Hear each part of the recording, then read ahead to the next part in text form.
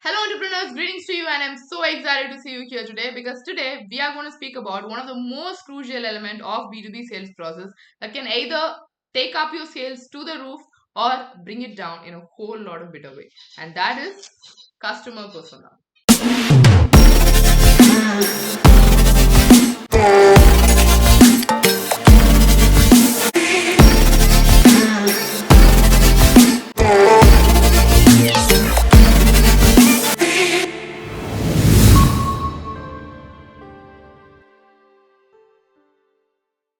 So just to start with, what is a customer persona? Or you might have heard this word a lot often, right? It's the most overused word in the industry. But as much as it is overused, only 1% of the companies gets it right.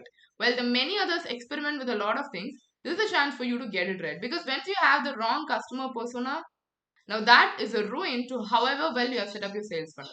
So firstly, let's talk about what a customer persona is. Okay. So every time when you're doing a sales conversation, you speak to one person, correct? So there is a difference. There's the one-on-one sales where you are on a sales call or your team is on a sales call and you're discussing, or one-to-many sales, which is, let's say, you're conducting events, you're conducting panel discussions, you're conducting webinars, or you're doing social media marketing, you're running an ad, all these scenarios. Now, in a one-to-one sales call, you're speaking to one person. So you clearly know who that person is, what his needs are, and you can cater the entire conversation according to him. Whereas when you're doing a one-to-many campaign, which can be your email outbound campaign, your inbound campaign, your magnetic campaign, your advertisement campaign, every campaign that you post. So when you're doing that, you are addressing one message to an entire crowd, correct? So there are many people who are seeing the ads. So many people consider this as many people are seeing my ads. But it's not that way. In a sales call, it's one person, whereas in a one-to-many marketing, it's one persona. Because here you are speaking to one audience whom you clearly know is your target. Now, imagine what happens when you're selling your product. You are discussing how this product will benefit the other company, correct? And the person who is buying it because they know that they can trust this solution enough for their company. Now, how do you make them believe that you are the right product for them? Because obviously they've seen your competitors a lot. Now, this is where you go with a customer centric brand positioning.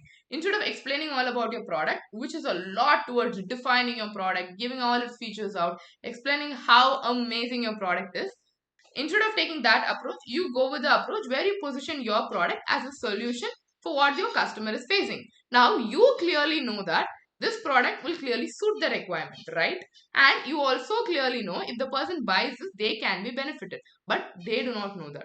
And when you say, the immediate assumption that they get is anyway, you are the person of the company. So you will most certainly promote the product. So when you change that perspective and instead of speaking about your product, you are speaking about how it will help the solution. That's why you create a customer centric brand positioning. Now, this customer centric brand positioning can only be created when you create a customer persona. Because without knowing the customer, you can certainly not create a solution for an illusionary customer, right? But instead, if you have a very clear sorted persona, you know what to give to which person. So when you have a clear messaging, this ensures that your one-to-many campaign, like for example, your cold emails are getting a higher response rate. The ads that you do are getting a higher click-through rate and less cost per result. And every time you do an outbound campaign, you're getting more replies, you're getting more responses, you're getting more calls booking. These are some changes that you can immediately see. I'm stressing on the word immediately when you flip your persona, because here with the right customer persona, you are putting the right messaging to the right group of people. Okay, that being said, now you might get another question. What happens when I have the wrong persona? Let's say I have it that way, I do not know what it is. How do I identify? Okay, let's do some quick tests, okay? My sales cycle was good. My campaigns are good. My overall, the way in which it's presented is good. My copy is good. But still, there are no clicks. My salesperson did amazing. Every conversation that he said was as per the script. The script was designed well. My sales playbook was well. But still, all I could hear from the customer is, let me get back to you. Or my cold email sequence. I've tested a lot of it. And this particular email campaign, this particular subject line has been working well in the past, but right now it's not working. I think the fault is with the timing, or the fault is with the algorithm, or the fault is with the audience, or either it's landing in spam. I don't know, but there is a lesser response rate. Or number four, everything seems good, but my one stop performer sales representative is not able to convert anything right now. Though everything is fine, every other analytic is set, every other metrics are fine, my content is good, but still I am not getting sales. Are you familiar with these case scenarios? Is it something that you're hearing? Look, if it's a once in a blue moon type of occurrence, this is not something you should be worried about. It happens in sales. But if you have been hearing these words in a most common way, or if these have been repetitive to you, that clearly means your business has a problem there, and that clearly means you need to switch something there. If not, this is going to be your new reality, and this means the one thing that you need to switch is your customer persona. Now that we have established it, shall we get right to it? Okay. Firstly, let's talk about the messaging versus customer persona. So, when you know very clearly this is a person whom I'm looking at, the messaging that you craft, everything from, let's say, the way in which you do a post. For example, let's say when you're creating content, now this content is specifically created for entrepreneurs. Now, let's say the person who is sitting in front of me, which means you are probably someone who runs a SaaS business or you run a B2B business. You have a certain number of employees, but not too many employees. You are looking to scale, but currently you have sufficient customers and you do not know how to scale, or you think I'm doing everything, what else can I do, or what is the sales strategy, how do I level up from here, if I'm just aggravating things, which one should I aggravate? Those are your questions. And most importantly, for your business, you're looking to get more clients, you're looking to sign up high ticket clients which can be recurring, where you're not looking to, let's say, go on a mass market scale or something, but you want specific people who would stay and work with you and clients whom you can grow with. Am I right? Am I right in telling you who I am?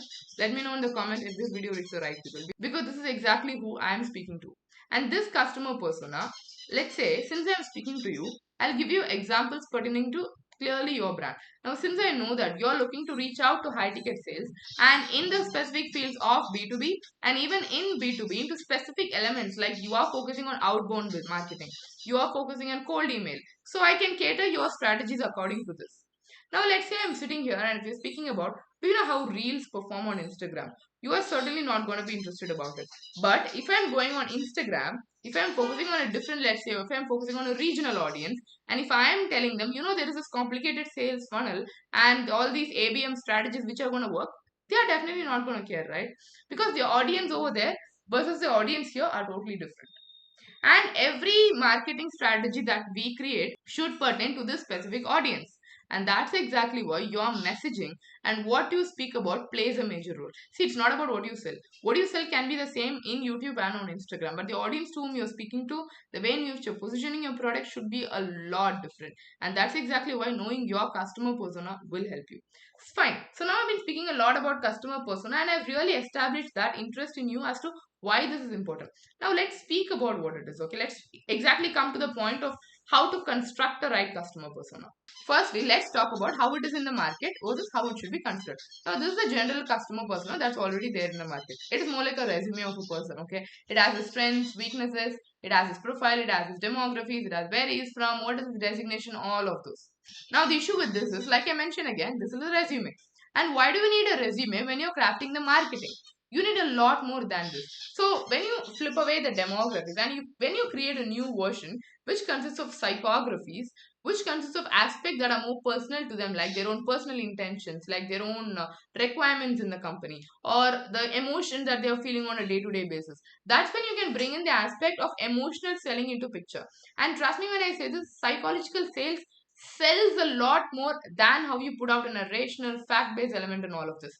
Okay, pie charts, graphs, and all the statistical data really helps you to emphasize that this is the right point to go ahead. But what makes them tick is a human element of it, which is why we say people take decisions emotionally and justify it with logics, and it works a lot in sales. So in order to balance it up, you need to create a detailed customer persona like this, which focuses not just on the demographical aspect but a lot more than that, like your demographical aspect, your psychographic aspect, your empathy map, your psychographics, and most importantly into what are their intentions and what are their next steps. Now when you have all these 6 elements spread across, you know very clearly who is the person you are speaking to.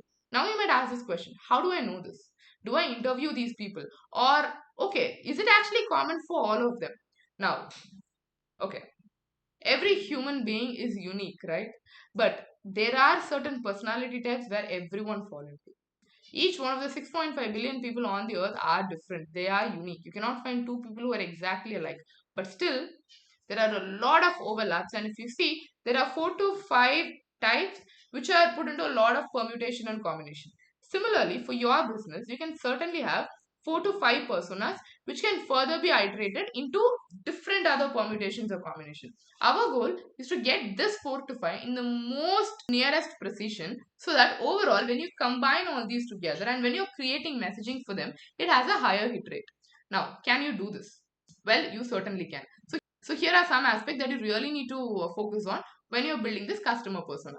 Firstly, like how you would do, have the demographics of the person. Instead of focusing on specific cities, focus on the scape of the city. What scape does it fall into? And instead of mentioning about the income group, focus more on the spending category. Where do they spend the most on? And while you're focusing on, let's say, the designation of the person, instead of focusing on the designation, focus on what their interests are. Like, are they more on the operational side, or are they cutting cost on PR, or are they going all in on PR to create a branding? What is their focus? Because ultimately people cannot focus on 10 different things when they are in a certain designation, and you already know which designation you are targeting. So the interest group is where you would focus the messaging on. Okay, for example, we have a sales system which is a HT-SaS, which is a high ticket sales advancement system, and this we use it for B2B companies in order to generate leads. Now we set this up, we set up the customer persona, we configure it, and we give it the clear messaging sequence, the customer journey map, everything is fed, and this system automatically identifies prospect, reaches out to them, nurtures them, and gets you till the final point of booking a meeting with you. Only after booking the meeting with you, you will be discussing with the prospect. So until then, everything is taken care in an automated way by the sales funnel. Now this is something that we have. But though we have this, we cannot just pitch it as, sales funnel, automated sales funnel.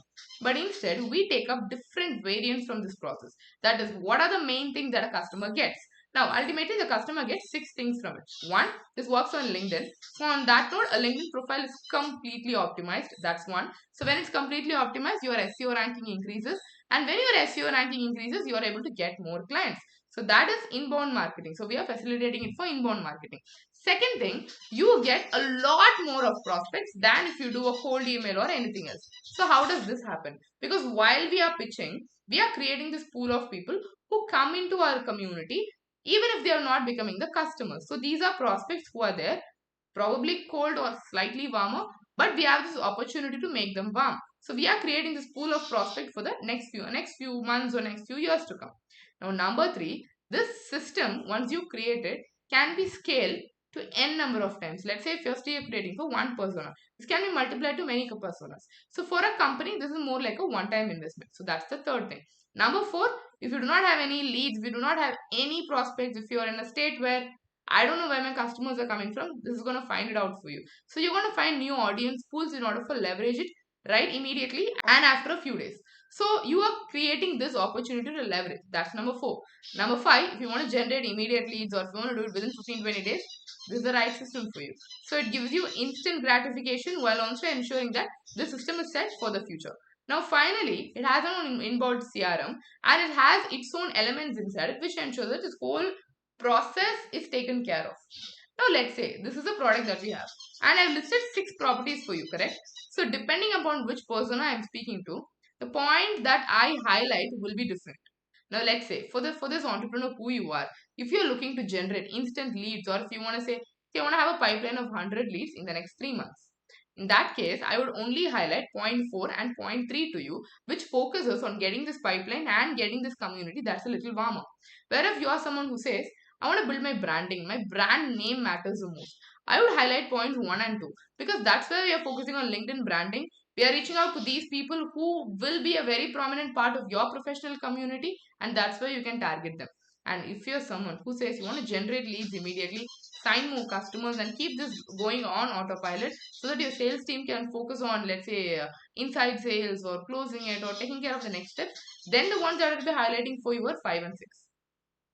Now, in the same entrepreneur who you are, which is one persona, I'm giving you 3 variants, correct? In your business, similarly, there are multiple personas with different priorities. Now, how do you know these priorities? When you get the psychographics of them. So today, get started with this. Create your customer persona that focuses on not just one element of your demography, but also your psychographies and your empathy map. And once you create all these, ensure to just rectify it with a few customers. Your pre-existing customers, just ask them in a casual way. Is it something that you relate to? Or ask them the why questions or the what questions that lead them to Why did they sign up with you, or what is it that they're looking from you? So all these will give you answers to your existing persona, which will give you a complete look for this one thing that you're creating. And trust me when I say this, once if you create it, it's a one-time job. You are never going to look back to it, or you're never going to do it again. So what is stopping you from doing it? So if you think this video helped you, now, if this video helped you, like and comment your most essential takeaways. And if you want a template to these customer persona, comment on this video template and add your email ID. We will email the customer persona template for you so that you can benefit from it. Plus, if you want to see the examples of how we have created our customer persona, click on the link in the description and you can see it. If you're looking to have more such videos about B2B sales, B2B sales funnel, customer persona, market research, having your outbound sales process or your ABM sales process, subscribe to this video and turn on the notifications so that I can meet you in the next video. So for now, if you have any questions, our DMs are open and we are accessible on LinkedIn as Saranya Narayana Moorthy and on Instagram or Sales Auditor. So feel free to connect with us, and until I see you in the next video, signing off for now, Saranya Narayana Moorthy.